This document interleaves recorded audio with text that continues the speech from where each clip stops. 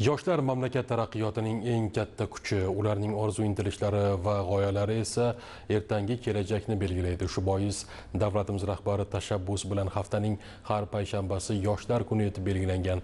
Unga muvofiq vazirlik va idoralar rahbarlari, hokimlar, banklar va oliy ta'lim muassasalari mas'ullari yoshlar bilan muloqot qilib, ularning taklif va muammolarini o'rganmoqda. Ana shunday ochiq va samimiy uchrashuvlardan biri Termiz davlat muhandislik va agrotexnologiyalar universitetida o'z Milliy bank rahbariyati ishtirokida tashkil etildi.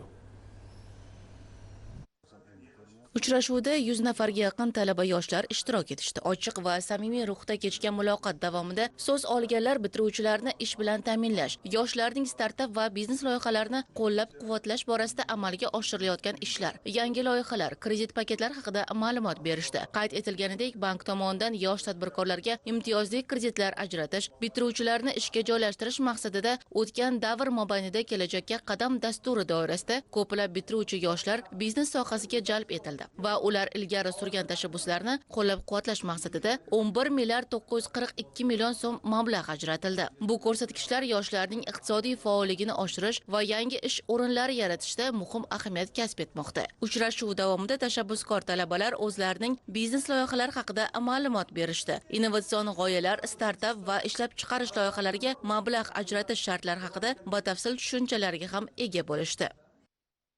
Kredit paketlarini ham berib o'tdilar. Bu imkoniyatdan foydalanib, o'z tadbirkorligimizni yo'lga qo'yishni maqsad qilib oldik. Onlayn do'konlar yaxshi rivojlanmoqda. O'z tadbirkorligimni boshlamoqchiman va bu bo'yicha menga yetarlicha ko'nikmalar berib o'tdilar. Talaba Invest va kelajak tadbirkor bo'yicha qaysi biri yaxshiroq imtiyozga ega bo'lsa, o'sha yo'nalish bo'yicha kredit olmoqchiman. Ko'p talabalarni hozirda moddiy imkoniyatlari yetishmay qolishi mumkin yoki g'oyalarda kamchiliklar bo'lishi mumkin. Shularni bizga to'g'rilashda yordam berishdi.